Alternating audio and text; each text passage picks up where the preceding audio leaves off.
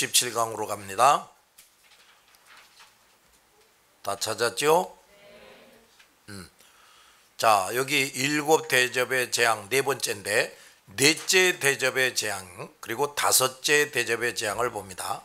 자, 넷째 대접의 재앙이 뭐냐? 해가 불로 사람들을 태운다. 뭐 이런 말씀이 나와서. 그 다음에 다섯째 대접의 재앙은 뭐냐? 짐승의 왕좌에 재앙을 쏟겠다. 뭐 이런 표현이 나오는데 잘 봅시다. 자, 16장 8절부터 11절 시작.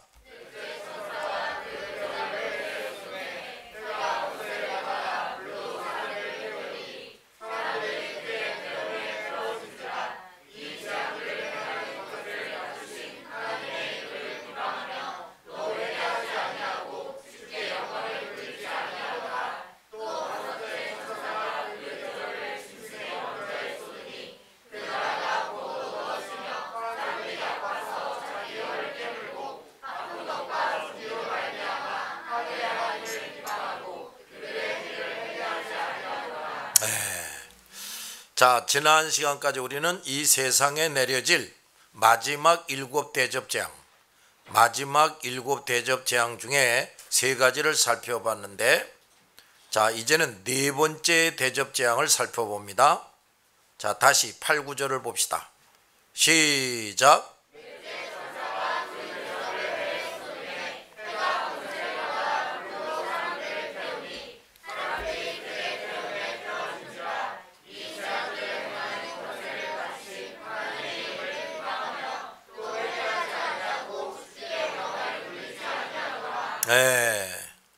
자, 이렇게 계속 재앙을 쏟는데, 여기 우리가 먼저 좀 유념해야 될 말씀이, 이 재앙들을 행하는 권세를 가지신 하나님의 이름을 오히려 비방하더라 이거야. 사람들이 회개할 생각은 하지 않고 비방하더라. 또 회개하지 아니하고 주께 영광을 돌리지 아니하더라 그랬어요. 자, 이번에는 대접을 해에 쏟았다 그랬어. 해가 권세를 받아 불로 사람들을 태웠다 그랬습니다. 자, 이 첫 번째 재앙은 땅에 쏟아지는 것이었죠. 두 번째 재앙은 어디에? 바다에. 세 번째 재앙은 강과 물 근원에 쏟아진다고 하다가, 이제는 지구 바깥에 있으면서 지구와 모든 생물에게 없어서는 안 될 태양의 대접이 쏟아진다 그랬어요. 자, 이것도 상징적인 표현인데, 우선 이런 표현 방법을 통해서 알아야 할 것은, 이 대접 재앙이 점점 세상 사람들과 그 세계에 극심한 고통과 피해를 가져다 주는 것이다 하는 사실이에요. 점점 극심한 고통과 피해를 가져다 준다. 자, 하나님은 사랑하시는 자에게 복을 주실 때에 시간이 지나면 지날수록 더 크고 더 좋은 복을 주십니다. 뭐 하는 자에게? 하나님을 사랑하는 자에게. 마찬가지로 악한 자에게 벌을 주실 때에도 일단 정하시고 시작하시면 시간이 흐를수록 속수무책의 상태로 내모시면서 벌을 내리신다. 우리가 선을 행하는 생활을 할 때 그에 대한 보상이 무더니도 더디고 천천히 오는 것처럼 느껴지지만, 보상이 더디 온다면 그만큼 결국 얻는 유익도 상상외로 커지는 거예요. 알았죠? 그런가 하면 악을 행하는 것에 대해서 벌을 내리실 때에도 그것이 무더니도 더디고 천천히 오는 것처럼 여겨질 때가 많지만, 그런 만큼 그 벌도 상상외로 큰 것이 오야 만다 그 말이에요. 그러므로 선을 행하는 사람이 그 보상이 더디 온다고 결코 낙심할 것도 아니고, 악을 행하는 자도 벌이 더디 온다고 지금 받는 벌이 대수롭지 않다고 안심해서도 안 된단 말이에요. 그런데 여기 네 번째 대접 재앙에서 주시할 말씀은, 태양이 불로 사람들을 태운다. 그래서 사람들이 크게 태움에 태워진다 하는 말씀이에요. 자, 태운다, 태워진다 하고 불에 탄다는 표현이 중복되어 있는데, 이것은 이 네 번째 재앙의 특성이 마치 사람이 불에 타는 것과 같은 극심한 고통, 불에 타는 것과 같은 극심한 고통이 주어지는 것임을 강조한다고 말이에요.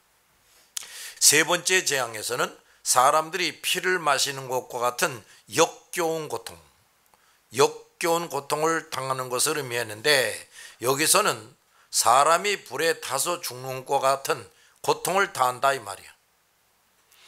그런데 사실은 태양이 우리에게 얼마나 중요하고 유익한 것입니까? 태양이 있으므로 이 세상의 온도가 일정하게 유지되고 그 빛과 에너지 때문에 오는 생물이 생존하고 번식하는 거예요. 태양이야말로 사람들을 가장 유익하고 기쁘게 해주는 것입니다. 그런데 그런 역할을 하던 태양이 갑자기 뜨거워져서 사람들을 태우는 것이 된다면 그 자체 때문에 당하는 고통도 끔찍하겠지만, 그동안 태양이 주던 여러 가지 유익이 다 사라지고 없어져 버릴 것이므로 그 피해와 고통은 더 끔찍할 것이다 이 말이야. 또 이건 무슨 말이냐?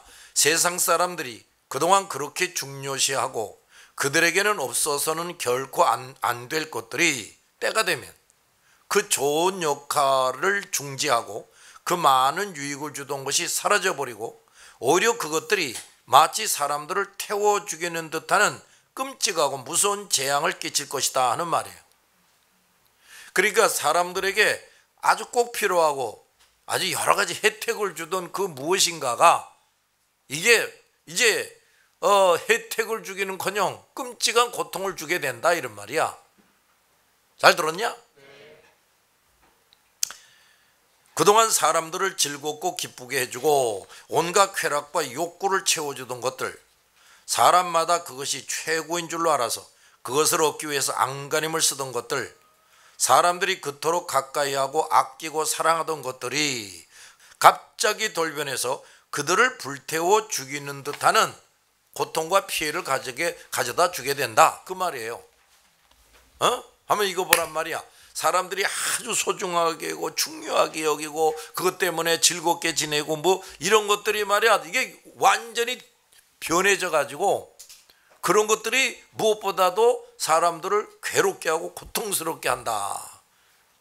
얼마나 끔찍하냐. 그렇지? 이때 세상 사람들의 느낌과 감정이 어떻겠는가? 그야말로 정신 나간 사람들처럼 돼버릴 거예요. 미쳐서 발광할 거야. 이제는 자기들이 믿고 의지할 만한 것이 다 사라져버렸음을 깨달으면서 말할 수 없는 불안과 공포에 휩싸여서 떨게 될 겁니다. 그러나 성도들은 이런 것들을 태양으로 삼지 않았단 말이에요. 하나님을 해로 삼고 살았기 때문에 저들이 당하는 고통과 손해를 맛보지 않게 된다. 그러니까 이게 뭐예요? 여기 봐. 하나님이 아닌 다른 것들을 아주 소중하게 여기고 그걸 더 가지고 더 누리면서 살아야 되겠다고 하던 사람들은 비록 교회 안에 있는 자들이라도 그들은 이때가 되면은 불신자들과 똑같이 이루 말할 수 없는 고통과 손해를 맛보게 된다 이 말이야. 그러나 세상 것들을 절대로 의지하고 사는 게 아닌 사람들, 정말로 하나님을 의지하고 살던 사람들, 이런 사람들은요 이런 재앙을 당하지 않게 된다 이런 얘기야. 잘 들었냐? 시편 84편 11절을 보면 여호와 하나님은 해요 방패시라. 여호와께서 은혜와 영화를 주시며 정직하게 행하는 자에게 좋은 것을 아끼지 아니하실 것임이니이다 그랬어요. 하나님을 해와 방패로 삼는 사람은 영화와 은혜를 누린다 그랬어요. 아멘. 또 말라기 4장 2절을 보면 내 이름을 경외하는 너희, 자 뭐를 경외해? 내 이름을 무엇보다도 경외하고 사랑하는 너희에게는 공의로운 해가 떠올라서 치료하는 광선을 비추리라. 그 광선이 사람을 그냥 불태워 죽이는 그런 게 아니라 오히려 뭐야? 치료하는 광선이 되게 해주겠다. 세상 사람들이 다른 것들을 해로 여기고 살다가 태양으로 여기고 살다가 그 태양이 그들을 태우고 있을 때 하나님을 경외하는 자들은 있던 고통들까지 사라지는 은총을 누리게 되는 거예요. 이때가 되면 정말 하나님을 믿는 자가 얼마나 복된 자인지를 실감 있게 체험하고 확인하게 될 겁니다. 자, 이제 나와 여러분은 무엇을 태양으로, 무엇을 방패로 삼고 살 겁니까? 만약 다른 것이 나의 태양이요 방패라면 이때가 되기 전에 속히 나의 태양과 방패를 하나님으로 바꿔야 됩니다. 확실하게 바꿔야 돼요. 하나님을 태양으로 삼을 때, 그러니까 하나님을 나에게 가장 소중한 것으로 삼을 때 이 네 번째 재앙을 면할 수가 있는 거야. 또 하나님이 아닌 다른 것을 태양으로 삼는 사람은 그 생활 속에서 반드시 그 거짓된 태양에 의해 불에 타는 쓰라림과 손실을 맛보고야 만다 이 말이에요. 그러나 아무리 어려운 상황 속에서도 하나님만을 태양과 방패로 삼는 사람은 은혜와 영화를 누리게 되고 모든 고통에서 치료됩니다. 뭐 된다고? 치료된다는 거예요. 치료. 응? 옆에서는 막 고통스러워서 막 신음내면서 아우성치고 막 죽어가는데 우리는 그동안에 있던 고통도 다 치료된다. 고통이 다 사라진다고 말이지. 진정으로 은혜와 영화를 누리고 모든 고통 속에서 진정 해방되는 방법이 뭐냐? 하나님만을 나의 태양으로, 나의 방패로 삼는 것뿐이다. 하나님만을 진정으로 나의 주인, 나의 방패로 삼지 못하는 구석이 조금이라도 남아있으면 그만큼 그는 진정한 자유와 평안을 누리지 못하는 거예요. 잘 들었어요? 하나님의 사람이 하나님만을 태양과 방패로 삼지 않고 공부하고 직장생활하고 사업하는 것을 방패로 삼을 때 그런 상황이 길어지면 길어지는 것만큼 그것들은 헛되고 쓰라린 것만 가져다 준다 이 말이야. 그런데 이렇게 비참하고 고통스러운 지경이 됐는데도 그 불신자들과 배반자들, 신앙생활하다가 배반한 사람들, 이런 자들은 첫째, 하나님의 이름을 회방하고, 두 번째, 회개하여 하나님께 영광을 돌리지 않는다 그랬어요. 하나님께서 인생에게 성령을 주지 아니하시면 하나님의 벌을 아무리 받아도 회개하지 못합니다. 회개도 그 마음대로 못해요. 도리어 하나님을 더욱 대적해요. 인간은 전적으로 부패했으므로 거듭나기 전에는 도저히 하나님을 기쁘게 할 수가 없어요. 알았냐? 그리고 그 사악한 근성은 재앙을 받을 때 더욱 드러납니다. 재앙의 목적은 인생으로 하여금 죄를 깨닫고 회개케 하려는 것이에요. 그러므로 인생은 재앙을 당할 때마다 자기 죄를 찾아내도록 힘쓰고 회개하는 것이 살 길이란 말이야. 자, 지금 분명히 엄청난 재앙이 지금 1년이 넘도록 내려지고 있죠. 그러니까 지금 정말 사람들이 뭘 잘해야 되겠어요? 야, 이거 내가 무슨 죄를 지었나 이런 걸 생각하고 정말로 회개해야 된단 말이야. 그게 살 길이에요. 근데 그렇게 하는 사람이 얼마나 되느냐고. 천재지변은 옛날부터 회개하지 않는 무리의 경성, 이 정신 차리라고 내려지는 겁니다. 불신자들 중에서도 천재지변이 인간들의 죄로 인해 오는 줄을 아는 사람들이 있어요. 하늘이 지금 노했다고 이런 말을 한단 말이야. 중국 춘추전이라는 것을 보면 노장공 때에 홍수가 2번 있었다. 큰 홍수가.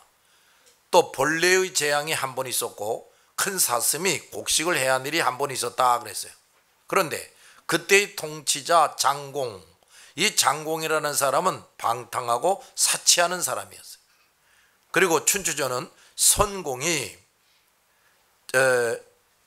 자기 형을 죽이고 나라를 빼앗았는데 그때 벌레 재앙이 심했다고 기록되어 있단 말이야.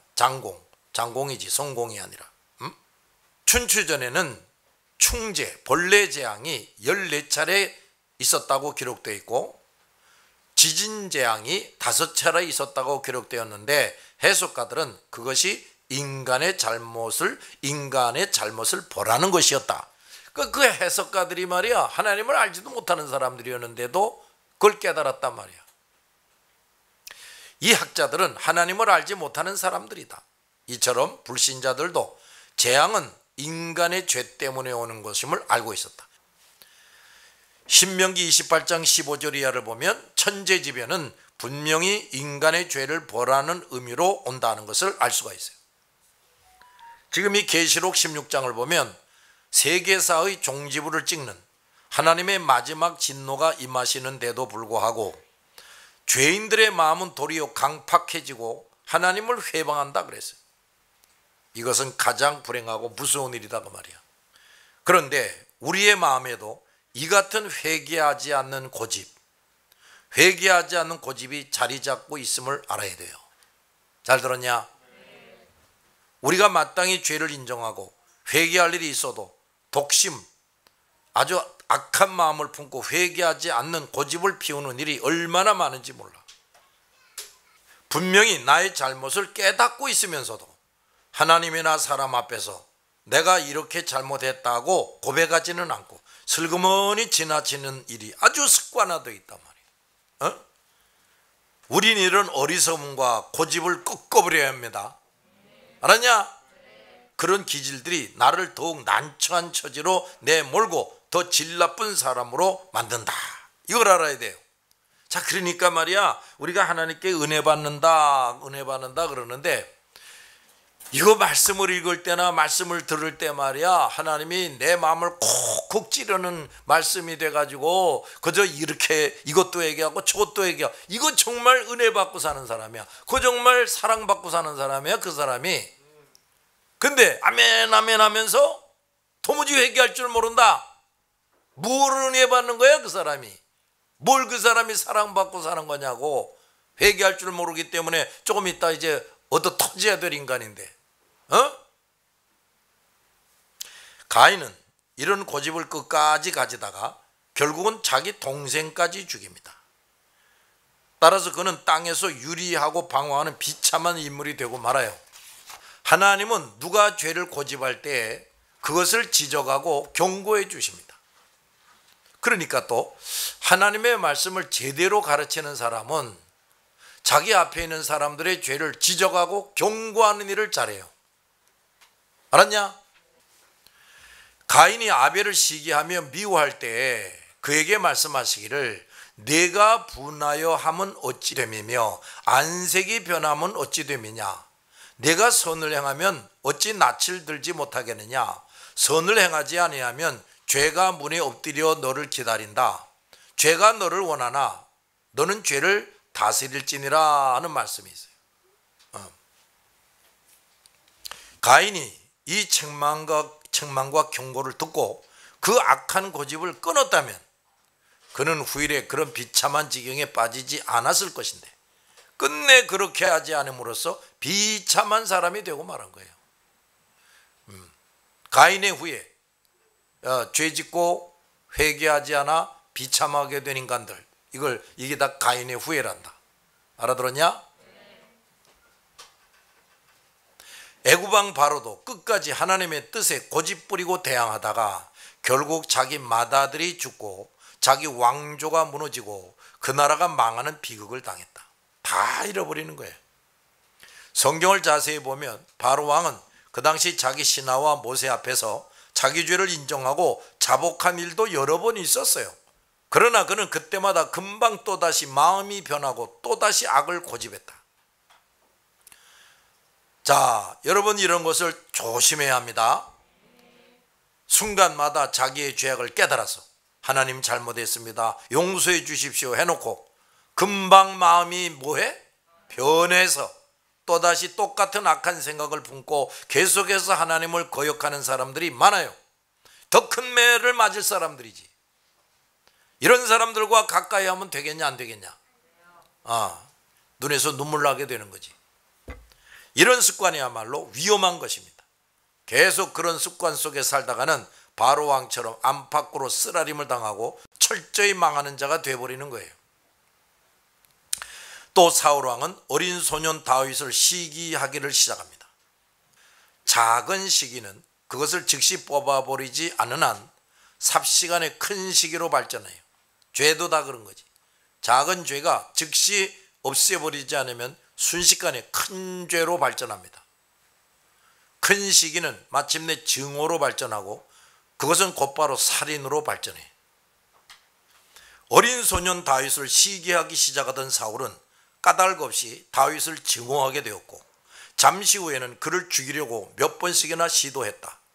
한 번은 사울이 다윗을 죽이겠다고 찾아다니다가 엔게디 광야에 있는 굴에 들어와서 쉬게 됐는데 그 속에는 다윗이 숨어 있었다. 그래서 다윗이 사울을 쉽게 죽일 수 있었지만 그의 겉옷자락만 베어가지고 나와서 사울에게 그 사실을 알려주었어. 그때 사울은 눈물을까지 흘리면서 눈물을 흘리면서 다윗 앞에서 회개했습니다. 그런데 사울이 잠시 후에 또다시 다윗에게 뭘 품어요? 증오심을 또 품어요. 결국 이런 사울은 자살하여 죽는 비참한 인간이 되어버렸어요. 그러니까 이 사람이 지옥 갔겠냐 천국 갔겠냐? 지옥 갔지. 또 다윗의 아들 압살롬, 이놈은 자기 아버지를 시기하고 대항하는 자였는데 여러 번 자기 아버지와 화친할 기회가 있었는데도 악한 고집을 끝까지 부리다가 결국은 멋있게 싸워보지도 못하고 그가 평소에 그렇게 사람들 앞에서 자랑하던 그 머리카락이 나뭇가지에 탁 걸려가지고 대롱대롱 매달려 있다가 그 총사령관 누구였지 그때? 요압이 그냥 배를 콱 찔러서 죽여버리지. 다른 유다, 돈에 눈이 어두워진 나머지 자기 스승을 배반하고 겨우 은 5,000냥에 팔아먹었죠. 몇 냥? 30냥. 아이고 이게 참나. 아마 그 은 30냥으로 그래도 무슨 피밭이라는 걸 좀 산 걸 보면 그래도 은 30냥이 적은 건 아니었던 모양인데, 그래도 그 스승을 팔아먹으려면 한 300냥이나 3,000냥이나 받고 팔아야지. 이런 한심한 놈이 어디냐고 이거. 예수님이 은 30냥밖에 안 돼? 그런데 그는 분명히 예수님으로부터 지적을 또 받았어요. 내 놈이 그 놈이다 하고 지적을 받았는데도 계속해서 악을 뭐해? 고집하고 계속 악을 행한단 말이에요. 결국 자살했어요. 창자가 다 터져나오는 최후를 맞이하고 죽었어요. 악독한 일을 고집하는 자의 앞길은 언제나 영원한 암흑이에요. 그 고집의 길은 갈수록 더 깊어지는 늪입니다. 알았어요? 레위기 26장 21절을 보면 너희가 나를 거슬러 내게 청종하지 아니할진대 내가 너희의 죄대로 너희에게 몇 배나 7배나 더 재앙을 내릴 것이다. 욥기 9장 4절을 보면 하나님은 마음이 지혜로우시고 힘이 강하시니 그를 거슬러 스스로 완악하게 행하고도 형통할 자가 누구이랴. 절대로 형통하지 못하다는 것이. 뭐하는 사람이? 완악하게 굴면서 죄 짓는 사람, 회개하지 않는 사람. 또 잠언 26장 11절에 개가 그 토하는 것을 도로 먹는 것 같이 미련한 자는 그 미련한 것을 거듭 행한다. 이거 봐라. 미련한 것을 거듭 행하는 사람, 이건 뭐하고 같은 자라는 거야? 개가 토한 것을 먹는 것과 같다는 거야. 얼마나 참 추잡한 인간이냐 이 말이지. 또 잠언 28장 13절을 보면 자기의 죄를 뭐하는 자는, 숨기는 자는 뭐하지 못한다? 형통하지 못한다. 자, 이거 봐. 여기 봐. 내가 뭘 위해서 애쓰고 힘쓰는데 형통하지 못하고 실패. 이럴 때는 우리가 한번 뭘 생각을 해봐야 되겠느냐? 자기 죄를 뭐하지 않는가? 내가 숨기고 있지 않는가? 이런 걸 한번 점검해 볼 필요가 있어. 알겠냐? 근데 그 자기 죄를 숨긴다는 게 뭐냐? 죄가 전혀 내가 무슨 죄를 졌는지 전혀 모른다는 거야? 알고 있다는 거야? 알고 있다는 거예요. 알고 있는데 회개하지 않고 슬그머니 이렇게 보자기로 탁 이렇게 가리우듯이 그러고 있다는 거지. 원 이런 한심한 놈. 아니야, 자기가 숨긴다고 하나님이 그걸 못 보시냐? 그래서 이런 놈들에게는 무슨 벌을 내린다고?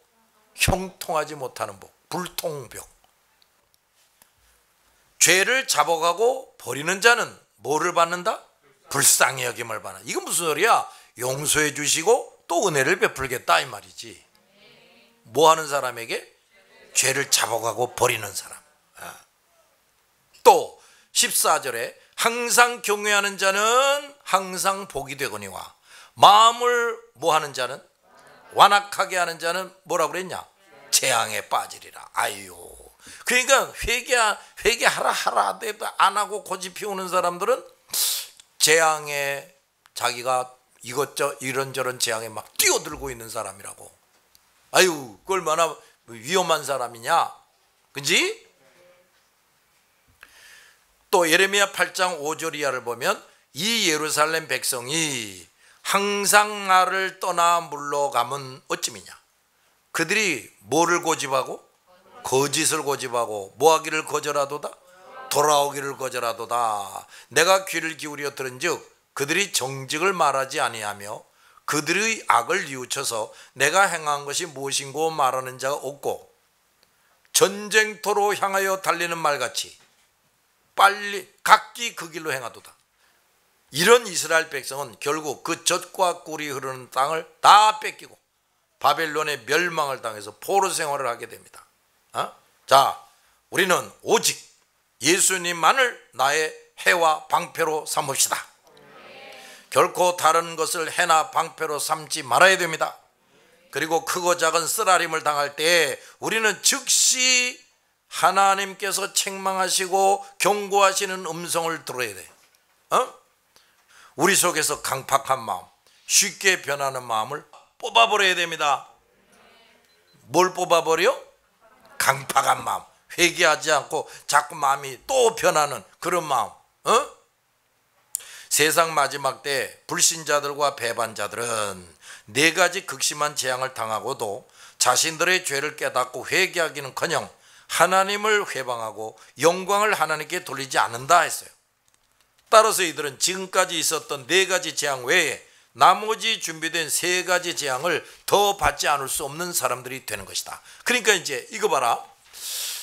첫 번째, 두 번째, 세 번째 재앙만으로 그저 다 같이 꼬꾸라져서 회개하게 되면은 4번째, 5번째, 6번째, 7번째 재앙은 필요 없지 않겠냐? 그렇지? 근데 왜 7번째까지 재앙을 계획하셨느냐? 하도 인간 놈들이 죄를 회개하지 않을 테니까 결국엔 7번째 재앙까지 내려가지고 죽일 놈들은 죽여야 되겠다 이거지. 영원히 저주 아래에 있는 것을 알면서도 끝까지 악을 저지르는 습성, 끝까지 악을 저지르는 뭐? 습성. 이런 게 바로 깨지고 놓아져야 된다니까요. 하나님 앞에서 철저하게 깨져야 되는 거야. 끝까지 악을 저지르는 습성, 이게 철저하게 깨져야 되는 거야. 알아들었냐? 이거야말로 악마의 습성이다. 그리고 그것은 영원한 멸망에 대한 최후 발악과 같은 것이다. 이런 사탄과 악령들을 주인으로 삼고 따르는 사람들이 얼마나 불쌍한가. 그리고 여기 짐승의 보좌에 하나님의 재앙이 쏟아진다. 어디에? 짐승의 보좌에. 이것도 아주 중요한 말이 나왔어. 그동안에는 사람에게 재앙이 쏟아졌지요, 그지? 근데 짐승의 보좌에 하나님의 재앙이 쏟아진다는 말이 나왔어. 여기서 깨달을 것은 짐승이 그동안 아무리 하나님의 왕좌를 모방해서 자기의 왕좌를 만들고 자기가 하나님으로 행세하며 세상 사람들을 마음대로 부렸지만 하나님은 그 왕좌에까지도, 짐승의 왕좌에까지도 때가 되면 마음대로 무서운 재앙을 내리셔서 그 왕좌를 부서뜨리신다는 거예요. 할렐루야. 이걸 이제 우리가 보게 될 때가 오는 거야. 예나 지금이나 하나님을 대신하여 자기가 하나님이라고 자처하고 하나님으로 행세하던 인간들이 있는데 그런 사람과 그들의 왕좌는 반드시 처참한 최후를 만났어요. 옛날 헬라 시대에 많은 제왕들이 모두 신으로 추앙되었었는데 그런 왕들과 제국들은 철저히 망하고 말았다. 애굽 왕국, 로마 제국이 그랬고 지금은 흔적만 남기고 사라져버린 중남미 고대 국가들과 메소포타미아의 고대 국가들이 다 그러했다. 지금 북한에서 김일성과 그 자식들이 스스로 신처럼 자처하며 추앙되고 있는데 저들은 전에도 많은 성도들과 종들을 죽였고 또 지금까지 하나님처럼 행세함에 대해서 비참한 최후를 만나고 그 나라가 멸망할 날이 반드시 올 것이다. 아멘. 저들이 우상주의와 기독교 탄압을 계속 존속시켜 나가고 남한에서 우리 성도들이 저들이 무너지고 평화통일될 것을 날마다 부르짖어 기도하는 한 반드시 승리는 우리의 것이 될 것이다. 자, 오늘은 여기까지 기도합시다.